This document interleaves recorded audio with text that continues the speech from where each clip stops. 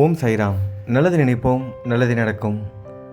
இந்த பதிவில் நம்ம ரொம்ப முக்கியமான விஷயத்தை தெரிஞ்சுக்க போகிறோம். முழுவதுமாக கேளுங்க, முழுவதுமாக பாருங்கள்.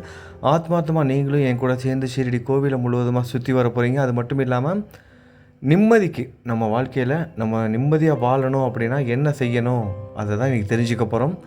ஒன்றுமே கிடையாது, நம்ம பாபா சொல்கிறது தான், சொன்னது தான், ஏற்கனவே நமக்கு சொன்னது தான், அதை தான் நம்ம நினைவுபடுத்திக்க போகிறோம். இந்த பதிவை நீங்கள் கேட்க ஆரம்பிக்கிறதுக்கு முன்னாடி ஒரு விஷயத்த நல்லா ஞாபகத்தில் வச்சுக்கோங்க. உங்கள் சக்திக்கு அப்பாற்பட்ட விஷயம் நிறைய ப்ராப்ளம்ஸ் எல்லோரோட வாழ்க்கையிலையும் இருக்கும். இந்த வாழ்க்கையில் நம்ம சந்தோஷத்தை விட ஒவ்வொருத்தரும் கஷ்டத்தை தான் நிறைய அனுபவிப்போம். அப்படி அனுபவிக்கிற கஷ்டத்தை, ஒரு சில பிரச்சனைகள்லாம் நம்ம கைக்கு அப்பாற்பட்டு இருக்கும் பாருங்கள், அதை சாயோட பாதத்தில் சமர்ப்பிச்சிருங்க. உங்கள் சக்திக்கு உட்பட்ட விஷயங்களில் நீங்கள் கவனம் செலுத்துங்க. உங்களுக்கு தேவையான உதவி தேடி வரும். நம்ம நினைப்போம் இவங்க உதவி செய்வாங்க, அவங்க உதவி செய்வாங்கன்னு. ஆனால் சம்மந்தமே இல்லாத ஒரு நபர் நம்ம வாழ்க்கையில் அறிமுகமாகி நமக்கு தேவையான எல்லா உதவியும் செய்து கொடுப்பார். நம்ம சாயை அனுப்பிய தூதுவனாக வருவார், நமக்கு தேவையான உதவியையும் செய்து கொடுப்பார். இது எல்லாமே நடக்கும். ஆனால் நீங்கள் ஒரு விஷயத்த நல்லா ஞாபகத்தில் வச்சுக்கணும். உங்கள் சக்திக்கு உட்பட்ட விஷயங்களில் நீங்கள் கவனம் செலுத்துங்க. சக்திக்கு அப்பாற்பட்ட விஷயங்களை சாய்கிட்ட ஒப்படைச்சிருங்க. அவர் பார்த்துக்குவாருன்னு நம்புங்க. நிச்சயமாக இது நடக்கும். இந்த பதிவின் மூலமாக நம்ம ஒரு முக்கியமான விஷயத்தை தெரிஞ்சுக்க போகிறோம். கொஞ்ச நாளுக்கு முன்னாடி நம்ம அந்த கர்ம யோகம் பற்றி பார்த்தோம். அதாவது நல்ல செயல்கள் செய்தால் கூட கஷ்டங்கள் வருதே, நல்ல செயல்கள் செய்தால் கூட கஷ்டங்கள் வருது, துன்பங்கள் அனுபவிக்க வேண்டியதாக நேரிடுது. அதை பற்றி பார்த்தோம். அதாவது நம்ம செய்கிற அந்த கர்மம், அந்த செயல்களை கர்ம யோகமாக எப்படி மாற்றணும் அப்படிங்கிறதெல்லாம் பார்த்தோம். கர்ணனுக்கே எவ்வளவோ நல்ல செயல்கள் செய்தார். அவ்வளோ நல்ல செயல்கள் செய்தும் அந்த நல்ல செயல்கள் மூலமாகவே அவருக்கு அந்த கர்மம் விடலை, அனுபவித்தார். அந்த ஒரு விஷயத்தை தான் அந்த பகவத்கீதையில் கிருஷ்ண பரமாத்மா அர்ஜுனனுக்கு சொன்ன அந்த உபதேசத்தை சாயோட உபதேசத்தோடு ஒப்பிட்டு நம்ம சொல்லியிருந்தோம். சாயும் அதை தான் சொல்லியிருக்காரு. நம்மளோட சாய் நமக்கு அந்த உபதேசத்தை தான் கொடுத்துருக்காரு. எந்த ஒரு செயல்களை செய்தாலும் அவரோட நாமத்தை ஜபம் பண்ணிகிட்டே செய்யும்போது என்ன ஆகும், அந்த கர்மம், அந்த செயல் கர்ம யோகமாக மாற்றப்படும். அப்படி மாற்றப்படும் போது நமக்கு அந்த செயல்களால் எந்த ஒரு பாதிப்பும் ஏற்படாது. நல்ல செயல்கள் செய்யும்போது கூட நமக்கு ஏன் கஷ்டம் வருதுன்னு நம்மள பல பேருக்கு அந்த கேள்வி இருக்கும். அதற்கு தான் அந்த ஒரு பதிவு நம்ம இதுக்கு முன்னாடி ரொம்ப டீட்டெயிலாக பார்த்துருந்தோம். நம்ம எந்த ஒரு செயலை செய்தாலும் இறைவனோட நாமத்தை ஜெபம் பண்ணிட்டு செய்யும்போது அந்த செயல்களால் நமக்கு எந்த ஒரு பாதிப்பும் ஏற்படாது. இப்போ ஒரு விஷயத்தை நம்ம பார்க்க போகிறோம். அர்ஜுனனுக்கு கிருஷ்ண பரமாத்மா உபதேசித்த உபதேசத்தையும் நம்மளோட சாய் நமக்கு உபதேசித்த உபதேசத்தையும் நம்ம கம்பேர் பண்ணி பார்க்க போகிறோம். அதனால் ரொம்ப கவனமாகவும் முழுவதுமாகவும் கேளுங்க. அதுக்கு முன்னாடி நம்மளோட சேனலை சப்ஸ்கிரைப் பண்ணாதவங்க சப்ஸ்கிரைப் பண்ணி நோட்டிஃபிகேஷனை ஆன் பண்ணி வச்சுக்கோங்க. அப்போ தான் இந்த மாதிரி நிறைய பதிவுகள் உங்களுக்கு தெரிய வரும். நிறைய பேர் நிறைய பதிவுகளை மிஸ் பண்ணுறதுனால ஒரு சில விஷயங்கள் நம்ம பேசும்போது, இல்லை நான் போன பதிவு பார்க்கல, அதனால் எனக்கு புரியலை, அந்த மாதிரிலாம் கமெண்ட் பண்ணுறாங்க. தயவு செய்து சப்ஸ்கிரைப் பண்ணிக்கோங்க, நோட்டிஃபிகேஷன் ஆன் பண்ணிக்கோங்க. சரி, இப்போ என்ன பார்க்க போகிறோம் அப்படின்னா, இதுக்கு முன்னாடி ஒரு பதிவில் பார்த்துருந்தோம். 3வது அத்தியாயம், அதாவது பகவத்கீதையில் 3வது அத்தியாயத்தில் கிருஷ்ண பரமாத்மா கிட்ட அர்ஜுனன் கேட்பார், கிருஷ்ணா, எனக்கு இந்த உலக வாழ்க்கை எனக்கு பிடிக்கல, ரொம்ப கஷ்டமாக இருக்குது, என்ன செய்கிறதுனே தெரியல, நான் பேசாமல் சன்னியாசியாக போயிடவா, இல்லை நான் இந்த கர்மத்தை செய்யவா, அதாவது என்னோடய வேலையவே நான் செஞ்சுட்டு இந்த லௌகீக வாழ்க்கை, இந்த குடும்ப வாழ்க்கையில் இருக்கவா, என்னோடய கர்மத்தை, அதாவது என்னோடய வேலையை செய்யவா, இல்லை நான் சன்னியாசியாக எந்த வேலையும் செய்யாமல் எல்லாத்தையும் தூக்கி போட்டுட்டு சன்னியாசியாக போயிடவான்னு சொல்லிட்டு கிருஷ்ண பரமாத்மா கிட்ட கேட்கும்போது, கிருஷ்ண பரமாத்மா அந்த 3வது அத்தியாயத்தில் அவருக்கு பதில் சொல்கிறாரு, இல்லை, உன்னால் சன்னியாசியாக போக முடியாது, நீ கர்மமே செய், உன்னோட வேலையவே செய், ஆனால் அந்த வேலையை கர்ம யோகமாக மாற்றிக்கோ, அதாவது என்னோட நாமத்தை ஜெபம் பண்ணிக்கிட்டே செய் அப்படின்னு சொன்னார். அதை தான் அந்த பதிவு, இதுக்கு முன்னாடி போட்ட பதிவு, அதை தான் நம்ம சாயும் சொன்னார். எந்த ஒரு விஷயத்தை செய்தாலும் என்னோட நாமத்தை ஜெபம் பண்ணிக்கிட்டே செய், நான் உனக்கு துணையாக இருப்பேன்னு. இப்போ அதே ஒரு கேள்வி 5வது அத்தியாயத்துலேயும் வருது பகவத்கீதையில். அந்த கேள்விக்கும் பகவான் ஸ்ரீ கிருஷ்ணன் அர்ஜுனனுக்கு விளக்கம் கொடுக்குறாரு. அதே விளக்கத்தை நம்மளோட சாய் வேற ஒரு ரூபத்திலையும் வேற ஒரு பரிமாணத்துலையும் நமக்கு விளக்கம் கொடுக்குறாரு. ரெண்டும் அப்படியே ஒத்து போகுது. அதை தான் இன்றைக்கி நம்ம தெரிஞ்சுக்க போகிறோம். 3வது அத்தியாயத்தில் கிருஷ்ண பரமாத்மாட்ட அர்ஜுனன் கேட்டார், இல்லை, உன்னால் சன்னியாசியாக போக முடியாது, நீ உன்னோட கர்மத்தை செய், ஆனால் அதை கர்ம யோகமாக மாற்றிக்கோன்னு சொல்லிட்டாரு. அதே கேள்வியை அர்ஜுனன் 5வது அத்தியாயத்தில் ஒரு கேள்வி கேட்குறாரு. என்னன்னா, மீண்டும் அதே கேள்வி, நான் சன்னியாசியாக போயிடவா, இல்லை என்னோட கர்மத்தை செய்யவான்னு சொல்லி கேட்குறாரு. அப்போ கிருஷ்ண பரமாத்மா என்ன சொல்கிறாரு, வேற ஒரு பதிலை கொடுக்குறாரு. என்ன பதில் கொடுக்குறாரு அப்படின்னா, கர்மத்தை செய்கிறதுக்கும், அதாவது உன்னோட குடும்ப வாழ்க்கை இந்த மாதிரி உன்னோட வேலையெல்லாம் செய்கிறதுக்கும் சன்னியாசியாக போகிறதுக்கும் பெரிய வித்தியாசம்லாம் ஒன்றும் கிடையாது. இந்த ஆன்மீகத்தில் நீ அங்கிட்டு போய் தான் வந்து பக்தியில் வந்து உயர்ந்த நிலைக்கு போகணும், இல்லை நீ குடும்ப வாழ்க்கையில் இருந்து தான் வந்து முன்னேறி போக முடியும் ஆன்மீகத்தில், அந்த மாதிரிலாம் கிடையாது. நீ எங்கே இருந்தாலும் ஒரே நிலை தான், ரொம்ப பெரிய மாறுபாடெல்லாம் கிடையாது. ஆனால் நீ என்ன பண்ணு, கர்ம சன்னியாசி ஆயிரு. அது என்ன கர்ம சன்னியாசி? அதாவது இந்த சன்னியாசிகளுக்கு பாகுபாடே இருக்காது, எல்லாரும் வந்து ஒரே மாதிரி தான், அவங்க தான் உண்மையான சன்னியாசிகள். இப்பொழுது நம்ம சாய் நமக்கு கொடுத்த அந்த உபதேசத்தை வந்து பார்க்கலாம். நம்ம சாய் நமக்கு என்ன உபதேசம் கொடுத்துருக்காரு? எல்லாரையும் வந்து ஒரே மாதிரி பாகுபாடே காமிக்கக்கூடாது. யாராக இருந்தாலும் அந்த இடத்துல நான் இருக்கிறேன்னு நினச்சிக்கோ. அது ஏழையாக இருந்தாலும், பணக்காரராக இருந்தாலும், பிராமணராக இருந்தாலும், இல்லை வேறு குலத்தை சேர்ந்தவங்களாக இருந்தாலும், வேறு மதத்தை சேர்ந்தவங்களாக இருந்தாலும், இந்து, கிறிஸ்டின், முஸ்லீம், வேறு ஜாதி, எந்த மதத்தை சேர்ந்தவராக இருந்தாலும் சரி, அதே நேரத்தில் எந்த உயிரினமாக இருந்தாலும் சரி, மானாக இருந்தாலும், யானையாக இருந்தாலும், குதிரையாக இருந்தாலும், நாயாக இருந்தாலும், அந்த நாயோட கரியை திங்கிற மனிதனாக இருந்தாலும் நீ என்ன பண்ண, ஒரே மாதிரி நம்ம அப்படி நினைக்க முடியுமா? முடியாது. நம்ம சும்மா சொல்லலாம், வார்த்தைக்காக சொல்லலாம், எல்லாரையும் ஒரே மாதிரி நினைப்போமா? நினைக்கவே மாட்டோம். இப்போ நம்ம இருக்கோம், இப்போ நம்ம நடந்து போய்கிட்டே இருக்கோம்னு வச்சுக்கோங்க. இப்போ என் கூட சேர்ந்து நடந்து வந்துட்டுருக்கீங்க, இப்போ கோவிலை மூலமாக சுற்றி வந்துட்டுருக்கீங்க. இப்போ நமக்கு அப்படியே எதிர்த்த மாதிரி ஒரு செலிப்ரிட்டி வராரு, ஒரு சினிமா ஸ்டார் வராரு, ஒரு சூப்பர் ஸ்டார் வராரு நம்ம முன்னாடி. நம்ம என்ன பண்ணுவோம், நான் அவங்க கூட செல்ஃபி எடுத்ததே இல்லை, ஒரே ஒரு செல்ஃபி எடுத்துக்கப்பா, ஒரே ஒரு ஃபோட்டோ எடுத்துக்குவாங்க கூட அப்படின்னு சொல்லிட்டு அவங்க கூட நின்று ஃபோட்டோ எடுப்போம். இதே மாதிரி நம்ம நடந்து போகும்போது ஒரு சில பேர் வந்து இந்த யாசகம் கேட்குறவங்க, பிச்சைக்காரங்கலாம் கூட இருந்தாங்க. இது வரைக்கும் நான் பிச்சைக்காரங்கள்ட்ட போயிட்டு நான் ஒரு ஃபோட்டோவே எடுத்ததில்லை, வாங்க ஃபோட்டோ எடுத்துக்கலான்னு அவங்க தோல் மேலே கை போட்டு ஒரு ஃபோட்டோ எடுப்போமா? எடுக்க மாட்டோம். அதாவது முடியாது, ஒரு சில விஷயங்கள் நம்மளோட வாழ்க்கையில் செய்ய முடியாது. ஆனால் அதை வந்து பழகிக்க நம்ம வந்து முயற்சி பண்ணணும். அதை தான் நம்மளோட சாய் வந்து போதிக்கிறாரு. இதே ஒரு எடுத்துக்காட்ட ஒரு சந்தர்ப்பம், ஒரு சூழ்நிலையில் ஒரு விஷயமும் சாய் வந்து நிகழ்த்தினார், ஒரு வேலையவே நிகழ்த்தினார். அதெல்லாம் நம்ம வந்து படிச்சிருப்போம், கதையாகவும் கேட்டிருப்போம். ஒரு முறை ஒருத்தர் வந்து அவரோட வீட்டில் நடக்கிற நிகழ்ச்சிகளுக்கு வந்து சாயை வந்து கூப்பிட்டுருப்பாரு, நீங்கள் தான் வரணும், நீங்கள் வந்தால் தான் அந்த நிகழ்ச்சி நல்லபடியாக நடக்கும் அப்படின்னு சொல்லி கூப்பிட்டுருப்பாரு. சாயும் வந்து வற்புறுத்தி கூப்பிட்றதுனால தன்னோட பக்தரோட ஆசைக்காக அவர் என்ன சொல்லுவார், நான் வரேன் அப்படின்னு வாக்கு கொடுத்துருவார். ஆனால் இந்த பக்தரும் அந்த நிகழ்ச்சிலாம் நடக்கும், சாப்பாடெலாம் தடப்படலாம் செஞ்சு வச்சுருவாங்க, சாயை வரவேற்கிறதுக்காக மேலே தாளங்கள் அது இதுன்னு எல்லாம் ரெடி பண்ணி வச்சுருவாங்க, தோரணங்கள் அது இதுன்னு. ஆனால் சாய் வரல, காத்திருந்து ஏமாந்து போயிடுவார். இவர் என்ன பண்ணுவார், திரும்ப அடுத்த முறை ஷீரடிக்கு வந்து கேட்பார், பாபா வந்து அந்த மசூதியில் துவாரகா மையில் பார்த்து கேட்பார், சாய் நீங்கள் வரேன்னு சொன்னீங்களே, ஏன் வரல, என்னை ஏமாற்றிட்டீங்களே, இப்படி பொய் சொல்லிட்டீங்களேன்னு. நான் தான் வந்தனே அப்படின்னு சொல்லுவார். ஆக்சுவலாக என்ன நடந்திருக்குன்னா, சாய் வந்து ஒரு ஏழையாக, ஒரு வயதான தோற்றத்தில், ஒரு அழுக்கு சட்டையெல்லாம் போட்டுக்கிட்டு நிற்கிற ஒரு ஏழையாக நிற்கிறாரு, கிழிந்து போயிருக்கு சட்டையெல்லாம். அந்த மாதிரியான ஒரு ஏழையாக, ஒரு வயதான தோற்றத்தில் சாப்பாட்டுக்காக, அந்த சாப்பாடு இல்லாமல் கஷ்டப்படுவாங்க பாருங்கள், யாசகர்கள்லாம் கேட்பாங்க பாருங்கள், அவங்களோட சேர்ந்து நின்றுக்கிட்டு இருந்திருக்காரு. அதை தெரியாமல் இவங்க அலட்சியப்படுத்தியிருப்பாங்க. அதை தான் சாய் சொல்லுவார், நான் வந்தேன், நீங்கள் என்ன கவனிக்கலை, என்ன வந்து அலட்சியப்படுத்திட்டீங்க, என்னை வந்து கவனிக்கலை அப்படின்னு. அதாவது இந்த ஒரு நிகழ்ச்சியை வந்து எதுக்காக நான் சொல்கிறேன் அப்படின்னா, கிருஷ்ண பரமாத்மா அர்ஜுனனுக்கு சொன்னது, கர்ம சன்னியாசியாக யாராக இருந்தாலும் ஒரே மாதிரி நினைக்கணும். ஒரு முறை வந்து ஒரு ஆச்சாரமான ஒரு குடும்பம், அந்த ஆச்சாரமான குடும்பம் அவங்க வந்து பார்த்திங்கன்னா இந்த ரொம்ப இந்த பூண்டு வெங்காயம் கூட சாப்பிட மாட்டாங்க, மந்திர தீட்சையெல்லாம் வாங்கினவங்க, நான்வெஜ்ஜெல்லாம் அவங்களுக்கு சுத்தமாக ஆகாது. அவங்க வந்து ஒரு சமயக்காரங்களை வந்து வேலைக்கு எடுக்கும்போது அவங்க என்ன பண்ணுறாங்க, கண்டிஷன் போடுறாங்க, நாங்கள் வந்து ரொம்ப ஆச்சாரமான குடும்பம், மந்திர தீட்சையெல்லாம் வாங்கியிருக்கோம், அதனால் நீங்களும் நாங்கள் கடைபிடிக்கிற அந்த பக்தி மார்க்கத்தை நீங்களும் கடைபிடிக்கணும், நீங்களும் வந்து என்ன பண்ணணும், அந்த ஃபுட்டில் நாங்கள் சாப்பிட்ற சாப்பாடு அந்த பூண்டு வெங்காயம் இதெல்லாம் தவிர்த்துடணும், நான்வெஜ் பக்கெட்டு போகக்கூடாது, இதே மாதிரி தினைக்கும் காலையில் எழுந்திரிச்சு பகவானுக்கு வந்து பூஜை பண்ணணும், இது எல்லாமே செய்யணும், எங்கள் வீட்டில் வேலைக்கு சொல்லணும்னா இந்த கண்டிஷன்லாம் அப்படின்னு. அவங்களும் அந்த வேலைக்கு வந்து அந்த பெண்மணி என்ன பண்ணுறாங்க, அந்த கண்டிஷனுக்கெலாம் ஒத்துக்கிட்டு அவங்களும் அதே மாதிரி அந்த பூஜை முறைகள் அதெல்லாம் செஞ்சுக்கிட்டு உபன்யாசமும் வாங்கிடுறாங்க. அவங்க என்ன பண்ணுறாங்க, மந்திர அந்த தீட்சியை அவங்களும் வந்து வாங்கிடுறாங்க, அவங்களும் தீட்சியை வாங்கிட்டாங்க அந்த குடும்பத்தில் இருக்கவங்கள மாதிரி.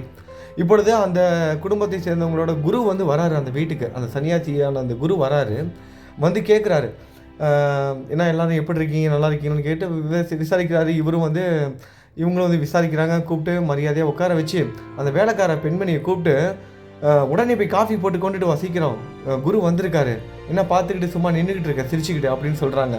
உடனே அந்த வேலைக்கார பெண்மணியும் போயிட்டு காஃபி போட்டு கொண்டுட்டு வராங்க. அப்பொழுது அந்த குரு அவங்கள பார்த்து கேட்குறாங்க, அந்த குடும்பத்தில் இருக்கவங்கள பார்த்து, இப்பொழுது இந்த பெண்ணை நீங்கள் வந்து ஒரு ஆன்மீக பக்தியாக பார்க்குறீங்களா, ஆன்மீக பக்தியாக பார்க்குறீங்களா, இல்லை வேலைக்காரியாக பார்க்குறீங்களான்னு கேட்குறாங்க. அப்போ அந்த குடும்பத்தில் இருக்கவங்க சொல்கிறாங்க, இல்லை நாங்கள் இந்த பொண்ணை வந்து ஒரு ஆன்மீக பக்தியாக தான் பார்க்குறோம், கடவுளோட பக்தியாக தான் பார்க்குறோம் நாங்கள் அப்படின்னு சொல்கிறாங்க. ஆனால் அது குருவுக்கு தெரியும் பொய் அது அப்படின்னு. ஏன்னா அந்த மாதிரி நம்மளால் நினைக்க முடியாது. சாத்தியமாக நம்மளால் சாத்தியம் கிடையாது. நம்ம சாதாரண மனிதர்கள். அதுக்கு தான் கிருஷ்ண பரமாத்மா என்ன சொல்கிறாரு, எல்லாரையும் வந்து சமமாக நினை. அதே தான் நம்மளோட சாயும் நமக்கு வந்து உபதேசமாக வந்து கொடுத்தாரு. அந்த மாதிரி வாழ்ந்து காமிச்சார். எல்லார் ரூபத்துலேயும் வருவார், எந்த ரூபத்தில் வேணாலும் வருவார். எல்லாரையும் நேசி. நாய்க்குட்டியாக வருவார், புறாவாக வருவார், காக்காவாக வருவார், எறும்பாக வருவார். இந்த மாதிரி எந்த உயிரினங்களாக வருவார். இந்த கர்ம சந்நியாசம் அப்படிங்கிறது தான் நம்ம சாய் நமக்கு என்ன பண்ணிட்டாரு, ரொம்ப எளிமையாக வந்து விளக்கம் கொடுத்துட்டாரு. ஆனால் நம்மளால் அப்படி எல்லாரையும் ஒரே மாதிரி பார்க்க முடியுதா? நம்ம என்ன பண்ணுறோம், எல்லாரையும் திருடர்களாகவே பார்க்குறோம். கலியுகத்தில் எல்லாரையும் நம்ம என்ன பண்ணுறோம், திருடர்களாகவே பார்க்குறோம். பார்த்து பயப்படுறோம் எல்லாரையும். நல்லவங்க யார், கெட்டவங்க யார் எதுவுமே தெரியாமல், எங்கேருந்து எந்த ஆபத்து வரும்னு தெரியாமல், எல்லாரையும் சமமாக நடத்த முடியாமல் நம்ம தடுமாறி போகிறோம் இந்த கலியுகத்தில். சரி, அடுத்ததாக இன்னொரு பதிலையும் வந்து கிருஷ்ண பரமாத்மா அர்ஜுனனுக்கு சொல்கிறார். இந்த முதல் பதில் வந்து சொல்லிட்டாரு, கர்ம சந்நியாச இதை பற்றி வந்து சொல்லிட்டாரு. இன்னொன்று விஷயம் என்ன சொல்கிறாருன்னா, இந்த உலகத்தில் மனுஷங்களுக்கு துன்பந்தான் அதிகம். அந்த துன்பம் எதனால் வருதுன்னா, எதை ஒருத்தன் அதிகமாக விரும்புகிறானோ, எதை விரும்பினாலும், ஒரு பொருளை ஆசைப்பட்டு வாங்கினா கூட அந்த பொருள் ரிப்பேர் ஆகிடுது, பாழாக போயிடுது, அதனால அவன் கஷ்டப்படுறான்.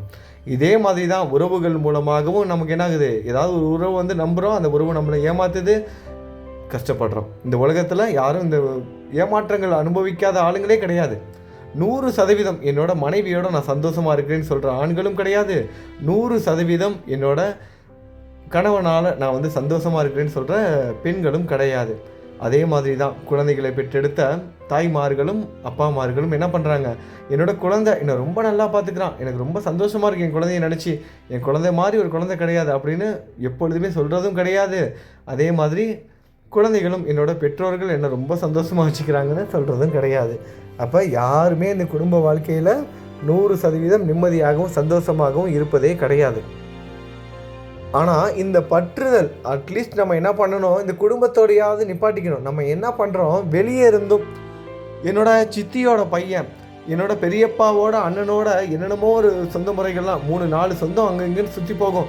அந்த பையன் என்னை மதிக்கலை, அவங்க என்னை அலட்சியப்படுத்திட்டாங்க, பத்திரிக்கை வைக்கும் போது இப்படி பண்ணிட்டாங்க, அது பண்ணிட்டாங்க, இந்த ஃபங்க்ஷனில் என்னை கூப்பிட்டாங்க அப்படின்னு சொல்லிட்டு அவங்க மதிக்கலை, இவங்க மதிக்கலைன்னு சொல்லிட்டு யாரையோ எந்தெந்த சொந்தங்கள் மேலேயும் நம்ம வந்து பற்றுதல் வைக்கிறோம். இந்த சொந்தங்களை முடிஞ்ச வரைக்கும் நம்ம சுருக்கி நம்ம குடும்பத்துக்குள்ளேயாவது கொண்டுட்டு வரணும். அந்த பற்றுதல் நம்ம யாரும் சன்னியாசியாக வந்து போக போகிறது கிடையாது. இந்த குடும்ப வாழ்க்கையில் இருந்துக்கிட்டு தான் இந்த ஆன்மீகத்தில் நம்ம போக போகிறோங்கிறப்ப நம்ம நிம்மதியாக வாழணும்னா என்ன பண்ணணும்னா, முடிஞ்ச வரைக்கும் நம்ம என்ன பண்ணணும், இந்த பற்றுதலை கம்மி பண்ணணும். அதுக்கு தான் பகவான் சொல்கிறாரு, கிருஷ்ண பரமாத்மா சொல்கிறாரு, அப்புறம் சாயும் சொல்கிறாரு. ரெண்டுத்தையும் நம்ம கம்பேர் பண்ணி பார்க்க போகிறோம். தாமரை இலை மாதிரி அந்த தாமரை செடி எங்கே இருக்கும், எப்பொழுதுமே நீரில் தான் இருக்கும். தண்ணீர்லேயே இருக்கிற அந்த தாமரை செடி எப்போதுமே வந்து ஒட்டவே ஒட்டாது, நீரோட தாமரை இலை ஒட்டவே ஒட்டாது. அந்த மாதிரி இரு.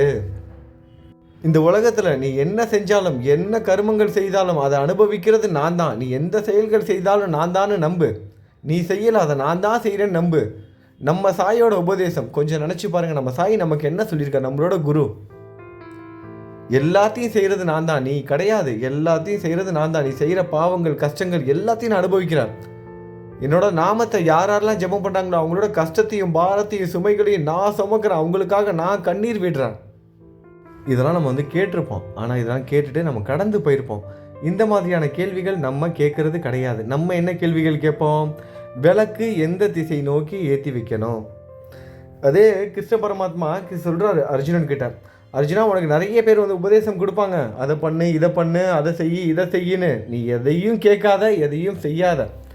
அதாவது நமக்கும் சொல்லுவாங்க ஒரு சில பேர், இந்த பரிகாரம் பண்ணுங்க, இதை பண்ணுங்க, இந்த விளக்கு ஏற்றுங்க, அந்த திசையில் ஏற்றுங்க, இந்த மந்திரம் சொல்லுங்கள், இந்த பூஜை பண்ணுங்கள், இந்த யோகம் வளர்க்குறது, யாகம் வளர்க்குறது, அது பண்ணுங்கள், இது என்னென்னமோ சொல்லுவாங்க.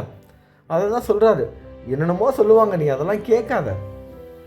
ஆனால் கேள்வி கேட்கணும். நம்ம என்ன பண்ணணும், அவங்கள்ட்ட கேள்வி கேட்கணும். நம்ம ஒரு கோவிலுக்கு போவோம், நம்ம என்ன பண்ணுவோம், ஒரு விநாயகர் கோவிலுக்கு போகிறோன்னா தலையில் வந்து கொட்டு போட்டுக்குவோம், அப்புறம் வந்து காதை பிடிச்சிட்டு தோப்பு கரணம் போடுவோம். பக்கத்துலேயே நம்ம குழந்தை நின்றுக்கிட்டு இருக்கோம். அந்த குழந்தை வந்து கேட்கும் அவங்க அப்பா கிட்ட, ஏன்பா இப்படி செய்கிறீங்க, ஏம்மா இப்படி செய்கிறீங்க, ஏதோ முட்டாள்தனமாக இருக்குது, இதெல்லாம் ஸ்கூலில் ஏதோ வாத்தியார்கிட்ட நம்ம வந்து தோப்புக்காரனை போகிற மாதிரி போடுறீங்க அப்படின்னு. உடனே இந்த அம்மா என்ன பண்ணுவாங்க, அந்த அப்பா அம்மா என்ன பண்ணுவாங்க, அந்த குழந்தைய பார்த்து அதிக பிரசங்கி, அப்படிலாம் பேசாத, இதெல்லாம் தப்பு அப்படின்னு சொல்லிட்டு அதட்டி நிப்பாட்டிடுவாங்க. இதனால் என்ன ஆகுதுன்னா, சரியான பதில் விளக்கம் வந்து கொடுக்கணும். இதை ஏன் செய்யணும், எதுக்கு செய்யணும், இதனால் என்ன நன்மைகள், இது எந்த சாஸ்திரத்தில், எந்த வேதங்களில் சொல்லியிருக்காங்கன்னு சொல்லணும். அதை விட்டுட்டு இந்த ஒரு ஜோசியக்காரர்கிட்ட போனால் அந்த ஜோசியக்காரர் இதை சொன்னார், அந்த கோயிலில் இருக்க சாமியார் ஒருத்தர் இருப்பார், அவர் வந்து இதை செய்ய சொன்னார், இப்படிப்பட்ட விளக்கங்கள் கொடுக்கக்கூடாது. இந்த சாஸ்திரத்தில், இந்த வேதத்தில் இருக்குது அப்படிங்கிற அந்த விளக்கத்தை கொடுத்தா அந்த குழந்தையும் புரிஞ்சுக்கும், அதுவும் நம்பும். ஆனால் அந்த குழந்தைக்கு என்ன ஆகுது, இந்த பதில் சொல்லாததுனால மூட நம்பிக்கை, இது எல்லாமே மூட நம்பிக்கைன்னு சொல்லிட்டு இந்த வருங்கால ஜென்ரேஷன், இந்த தலைமுறையே என்ன ஆகுதுன்னா இதெல்லாம் கடைபிடிக்காமல் விட்டுடுறாங்க. அதற்கு முதல்ல பெரியவங்க நம்ம என்ன பண்ணணும், நல்ல விஷயங்களை கேட்கணும், தெரிஞ்சுக்கணும். அதே மாதிரி யாராவது ஒரு விஷயங்கள் சொன்னாங்கன்னா அது வந்து ஆணவமாக அகம்பாவமாக கேட்கக்கூடாது. ஏன் செய்யணும், அதுக்கு செய்யணும், இதுக்கு செய்யணும். அதே நேரத்தில் மூடத்தரமான விஷயங்களை கேட்டு பழகிக்கவும் கூடாது, மற்றவங்களையும் பழக்கப்படுத்தி விடவும் கூடாது. அதுவும் மிகப்பெரிய ஒரு பாவமாகும். ஏன்னா நம்ம செஞ்சோம்னா நம்மளோட போயிடும். மற்றவங்களுக்கு தவறான வழிகாட்டுதலை கொடுத்தோம்னா தவறான விஷயங்களை செய்கிறதுக்கு நம்ம ஒரு காரணமாக அமைஞ்சிட்டோம். அப்போ அந்த பாவங்களையும் நம்ம தான் செமக்க நேரிடும். அதனால் நம்ம என்ன பண்ணணும், சரியான விஷயங்களை நம்ம வந்து தெரிஞ்சுக்கணும், அதன் மூலமாக நம்ம பயன்பெறணும், அதுக்கப்புறம் மற்றவங்களுக்கும் சொல்லிக் கொடுக்கணும். தவறான புரிதலோட நம்மளும் தவறான வழியில் போய்கிட்டு மற்றவங்களுக்கும் தவறான வழிகாட்டியாக வந்து இருந்துடக்கூடாது. அது மிகப்பெரிய பாவமாகும் ஆன்மீகத்தில். நல்ல விஷயங்களை கேட்கணும், மூட நம்பிக்கை எது, நம்பிக்கை எதுன்னு முதல்ல தெரிஞ்சுக்கணும். விளக்கு ஏற்றுறதுல விளக்கு திரி எங்கிட்டு இருக்கணும். இப்போ அர்ஜுனன் கேட்டார் பாருங்க, அந்த மாதிரி கேள்வி கேட்கணும் நம்ம. கடவுளே, உங்களை சரணாகதி அடைவதற்கு நான் என்ன செய்யணும், நான் நிம்மதியாக வாழ்கிறதுக்கு என்ன செய்யணும், அதை கேட்காம என்னோட பிரார்த்தனை நிறைவேறுவதற்காக என்னோட விளக்கு, நான் வந்து எத்தனை விளக்கு ஏற்றணும், அதில் எந்த திசையில் ஏற்றணும், எந்த மந்திரத்தை சொல்லணும், நம்மளோட வாழ்க்கை முறையில் நம்ம என்ன செய்யணும், அன்றாட வாழ்க்கையில் நம்ம என்ன செய்யணுங்கிறதான் தெரிஞ்சுக்கணும்.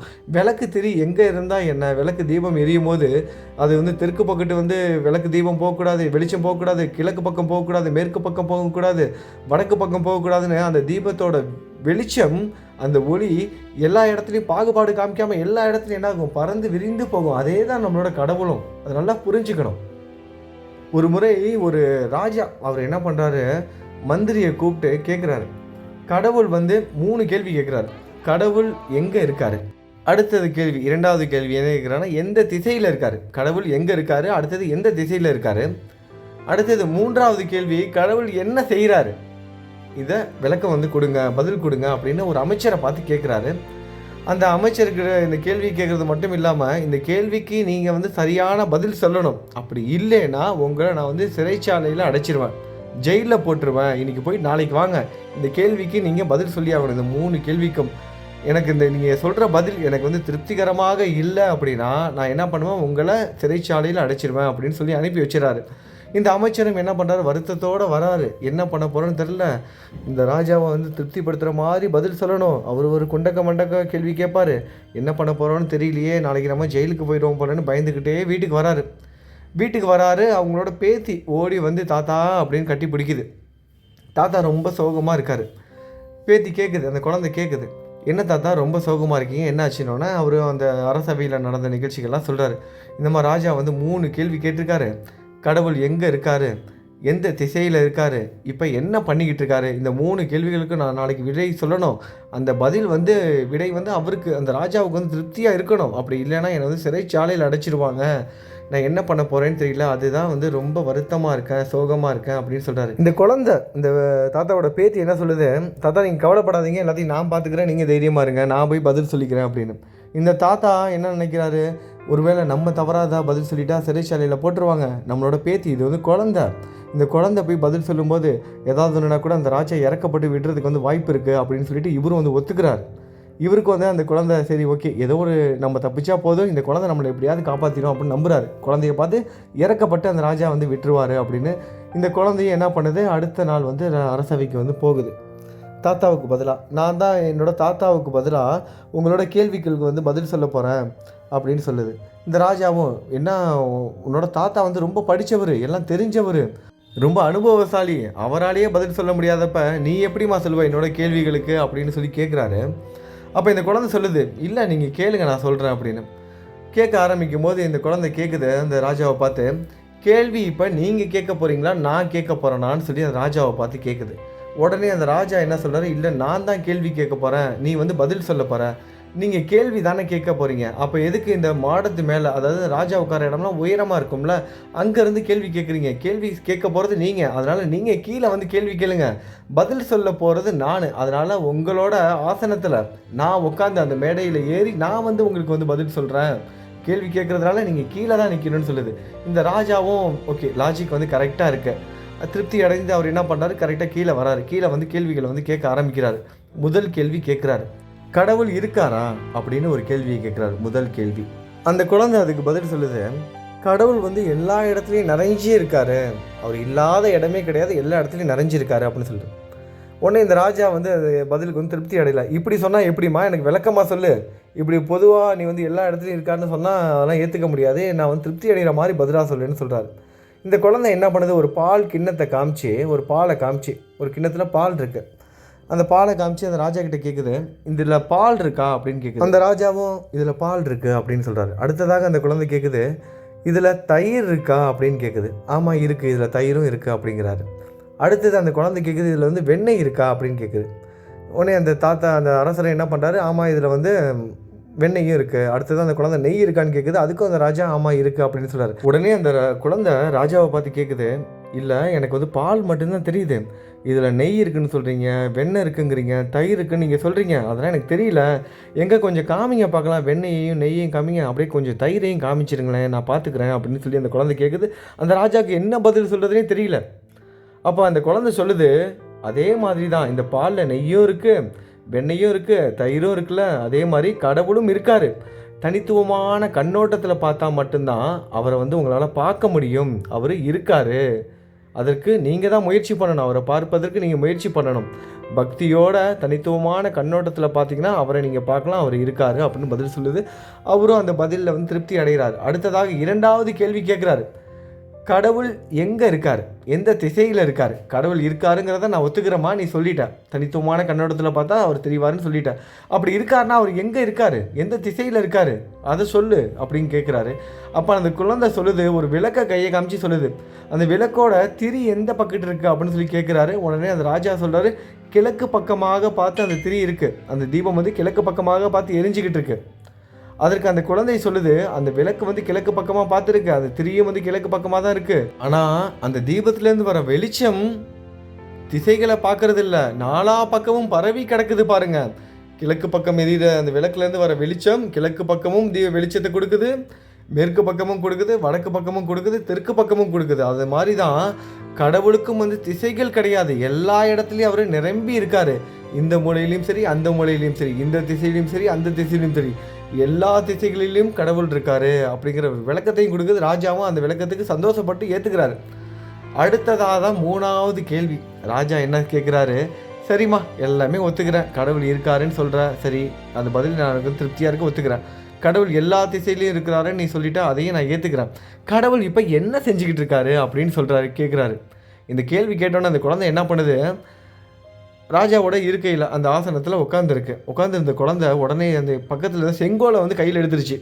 செங்கோலை கையில் எடுத்தால் அந்த செங்கோல் கையில் யார் வச்சுருக்காங்களோ அவங்களுக்கு வந்து முழு அதிகாரமும் வந்துடும். அந்த ராஜாவுக்கு என்ன அதிகாரமோ அது முழு அதிகாரமும் வந்துடும். அந்த ராஜாவோட நாற்காலியில் அந்த சேரில் வந்து உட்கார்ந்தா மட்டும் பத்தாது, அந்த செங்கோலை கையில் வச்சுக்கிட்டு தான் எந்த உத்தரவாக இருந்தாலும் ராஜா வந்து போடுவார். அந்த மாதிரி இந்த குழந்தை என்ன பண்ணிடுச்சு, செங்கோலை கையில் எடுத்து அந்த ராஜாவை கையை காமிச்சு அங்கே இருக்கிற வீரர்கள்ட்ட வந்து சொல்லுது, உடனடியாக இவனை பிடிச்சி ஜெயிலில் போடுங்க, இவரை ஜெயிலில் வந்து அடைச்சிருங்க, சிறைச்சாலையில் அடைங்கன்னு சொல்லுது. அப்போ அந்த ராஜா கேட்குறாரு, என்னம்மா பதறி போய், என்னம்மா நீ என்னையே ஜெயிலில் போட சொல்கிற, ஏம்மா இப்படி பண்ணுறேன்னு. கடவுள் என்ன பண்ணுறாருன்னு நீங்கள் கேட்டிங்களே, நேற்று நான் எங்கள் வீட்டில் சும்மா விளாண்டுக்கிட்டு இருந்தேன், குழந்தையாக விளாண்டுக்கிட்டு இருந்தேன், ஆனால் இன்றைக்கி இந்த அரசவையில் நீங்கள் உட்கார இடத்துல என்னை உட்கார வச்சு இந்த நாட்டையே ஆள்ற ஒரு இடத்துக்கு என்னை கொண்டுட்டு வந்து ராஜாவான உங்களையே என்ன பண்ண வச்சுட்டாரு, ஜெயிலில் போட வச்சுட்டாரு. இதை தான் கடவுள் இப்போ பண்ணிக்கிட்டு இருக்காரு. கடவுளோட சக்தியை பார்த்தீங்களா, கடவுள் இப்போ என்ன பண்ணிகிட்டு இருக்காரு நீங்கள் தெரிஞ்சுக்கிட்டீங்களா அப்படின்னு அந்த குழந்தை வந்து கேட்குது அந்த ராஜா கிட்ட. அதாவது இந்த ராஜா கேட்ட கேள்விகள் எல்லாமே நல்ல கேள்விகள் தான். அதாவது இந்த ஆணவம் அகம்பாவம் இது வந்து இருக்கக்கூடாது. முக்கியமாக அதுதான் எப்போதுமே இந்த நெல் கதிர்கள் நம்ம வந்து பார்த்தோம் அப்படின்னா அந்த நெல் செடி வந்து வளரும்போது நல்லா துளிர்விட்டு நல்லா ஹைட்டாக வந்துக்கிட்டே இருக்கும். அப்புறம் என்ன ஆகும், அது இந்த நெல் பயிர்கள்லாம் வந்து அறுவடை காலம் வரும்போது என்ன ஆகும், அப்படியே வந்து தலை தாழ்த்தி தரையை வந்து தொட்டுரும். அதுதான் சொல்லுவோம், நம்ம கவிஞர்கள்லாம் கூட பாடுவாங்க, பருவ பெண்ணோட வந்து ஒப்பிட்டு வெட்கப்படுற பொண்ணும் அந்த அறுவடைக்கு தயாராக இருக்கிற நெற்கதிர்கள் மாதிரி தலை குனிந்து வந்து இருக்குது அப்படின்னு கவிஞர்கள்லாம் ஒப்பீடு வந்து செய்வாங்க. அதே தான் ஆன்மீகத்துலேயும் நல்லா படித்தவங்க, ஆன்மீகத்தில் அடுத்தடுத்த லெவலில் வந்து இருக்கிறவங்கன்னா, எல்லாம் தெரிஞ்சவங்க, முற்றும் திறந்தவங்கன்னா அவங்கள்ட்ட அந்த ஆணவம், அகம்பாவம் இதெல்லாம் எதுவுமே இருக்காது. கேள்விகள் சரியான கேள்விகள் தான், அந்த ராஜா கேட்ட கேள்விகள். ஆனால் கேட்ட விதம் அகம்பாவமான கேள்விகள், அகம்பாவமான ஆணவத்தோடு வந்து கேட்டார். இந்த பதில் சொல்கிறேன்னா நான் உன்னை ஜெயிலில் போட்டுருவேன். அதுதான் இந்த கதையின் மூலமாக நம்ம வந்து தெரிஞ்சுக்கணும். உங்களுக்கும் பயனுள்ளதாக இருந்திருக்கும்னு நினைக்கிறேன். எப்போதுமே நம்ம வந்து நல்ல விஷயங்களை கேட்கணும், நல்ல விஷயங்களை தெரிஞ்சுக்கணும். ஆன்மீகத்தில் நம்ம வந்து அடுத்தடுத்த கட்டத்துக்கு போகணும்னு ஆசைப்படுறோம், நல்லது நடக்கணும், நம்ம நிம்மதியாக வாழணும்னா இந்த மூட நம்பிக்கைகளில் போய் சிக்காமல் நம்ம வாழ்க்கைக்கு என்ன தேவை, நம்ம கடவுள் நமக்கு என்ன போதிச்சிருக்காரு, சாய் சச்சரிதம் படிக்கிறோம், ஸ்தவன மஞ்சரி படிக்கிறோம், எவ்வளவோ புத்தகங்கள் என்னென்னமோ படிக்கிறோம். எதிலாவது ஒன்றில் வந்து இப்படி இது பண்ணுங்கள், அப்படி அதை பண்ணுங்கள், அதெல்லாம் எதுவுமே கிடையாது. நம்ம வாழ்க்கைக்கு தேவையான போதனைகளை தான் நம்மளோட கடவுளும் நம்மளோட குருமார்களும் வந்து கொடுத்துருக்காங்க. உங்களோட வழிபாட்டு முறைகளில் கவனம் செலுத்துறதை விட்டுட்டு உங்களோட அன்றாட வாழ்க்கையில் எப்படி கடவுளை அடைவது, எந்த வேலையை செய்தாலும் எந்த கர்மாவை செய்தாலும் அதை வந்து கர்ம யோகமாக வந்து எப்படி மாற்றணும், அதாவது எந்த ஒரு செயலை செய்தாலும் நம்ம வந்து சாயோட நாமத்தை இருந்து ஜெபம் பண்ணிக்கிட்டே செய்யும்போது நம்ம செய்கிற செயல்களுக்கான அந்த கர்மங்கள் சாயை போய் சேரும். அதற்கான கெட்ட வினைகள் எதுவுமே நமக்கு வராமல் சாய் நம்மளை பாதுகாப்பார். நம்ம செய்கிற செயல்களை கர்மத்தை கர்ம யோகமாக வந்து மாற்றணும். அடுத்ததாக கர்ம சந்நியாசி. நம்மளோட குடும்ப வாழ்க்கையில் நம்ம லௌகீக வாழ்க்கையில் இருந்தால் கூட இந்த கர்ம சந்நியாசியாக வாழணும். ஒரு சன்னியாசிக்கு வந்து எப்படி எல்லாரும் வந்து சமமோ அதே மாதிரி தான் நம்மளும் அந்த மாதிரி இருக்கிறதுக்கு வந்து முயற்சி பண்ணணும். ஆனால் அது ரொம்ப கஷ்டம்தான். எல்லாரையும் சமமாக நம்மளால் நடத்த முடியாது. ஆனால் அதுக்காக முயற்சி வந்து பண்ணணும். வெறும் வார்த்தையில் சொல்லலாம், நான் எல்லாரையும் சமமாக நினைக்கிறேன்னு. நாளைக்கு நம்ம வீட்டுக்கு யாராவது ஒரு யாசகர்கள் வந்தாங்கன்னா நம்ம என்ன பண்ணுவோம், வீட்டுக்கு வெளியவே தான் சாப்பாடு கொடுத்து அனுப்புவோம். அதுவே வீட்டுக்கு நம்ம தெரிஞ்சவங்களோ இல்லை பெரிய விஐபியோ ஒரு பணக்காரங்களோ யாராவது அட்ரஸ் கேட்டு வந்தால் கூட நம்ம என்ன பண்ணுவோம், தெரியாதவங்க விருந்தாளிகளை கூட விடுங்க, சொந்தக்காரங்களை கூட விடுங்க, யாராவது ரொம்ப பெரிய பணக்காரங்களாக இருக்காங்க, ரொம்ப டீசெண்டாக ட்ரெஸ்லாம் பண்ணிவிட்டு ரொம்ப காரில் வந்து இறங்குறாங்கன்னா ஒரு அட்ரஸ் கேட்டால் கூட வீட்டுக்குள்ளே கூப்பிட்டு உட்கார வச்சு தண்ணியெலாம் கொடுத்து அவங்களுக்கு முழு அட்ரஸையும் சொல்லி பக்கத்து வீட்டுக்காரங்க தான் அவங்க வெளியே போயிருக்காங்கன்னு இந்த மாதிரி விளக்கங்கள்லாம் கொடுப்போம். ஆனால் சாப்பாடு கேட்டு நம்மளை வந்தவங்களுக்கு கூட நம்ம என்ன பண்ணுவோம், வெளியே வச்சு தான் சாப்பாடு கொடுப்போம். தப்பாக சொல்லலை, இந்த வாழ்க்கையில் நம்ம எல்லாருக்குமே அதுதான், உங்களுக்கு எனக்கு நம்ம எல்லாருக்குமே இதெல்லாம் கடைபிடிக்கிறது கொஞ்சம் கஷ்டம்தான். ஆனால் அட்லீஸ்ட் இதெல்லாம் தெரிஞ்சு வச்சுக்கிட்டா கூட நம்ம இனிமேலாவது இதெல்லாம் கடைபிடிப்பதற்கு முயற்சி பண்ணலாம். முடிஞ்ச வரைக்கும் கர்ம சன்னியாசியாக வாழ்வதற்கு முயற்சி பண்ணலாம்.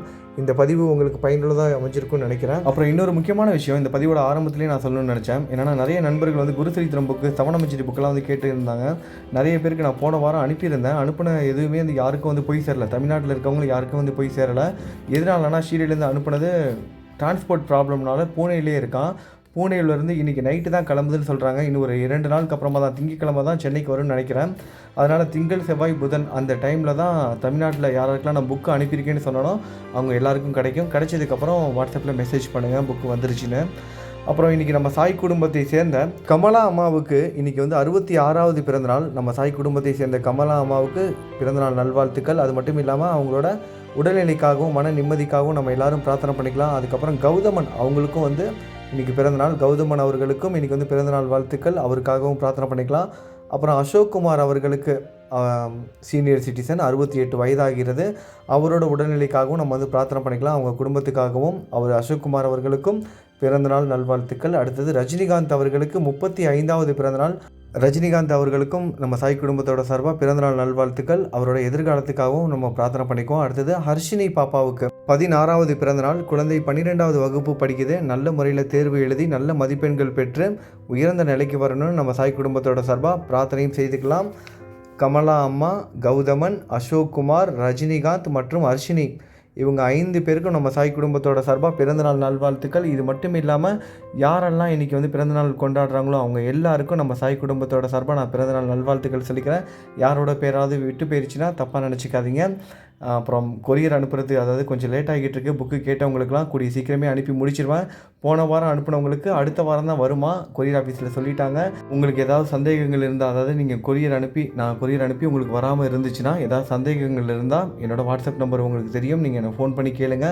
என்ன ஸ்டேட்டஸில் இருக்குது, உங்களுக்கு என்றைக்கு வரும் எல்லாமே டீட்டெயிலாக சொல்கிறேன். செவ்வாய்க்கிழமை இல்லைனா புதன்கிழமைக்குள்ளே எல்லாருக்கும் கொரியர் போய் சேர்ந்துரும் அப்படிங்கிற மாதிரி இங்கே ஷிரடியில் கொரியர் ஆஃபீஸில் சொல்லியிருக்காங்க. கொஞ்சம் வெயிட் பண்ணி பார்க்கலாம். கண்டிப்பாக எல்லாருக்கும் பாபா கொண்டு வந்து நல்லபடியாக சேர்த்துருவார். எல்லாமே நல்லதாகவே நடக்கட்டும். நல்லது நினைப்போம், நல்லதே நடக்கும். ஓம் சாய்ராம்.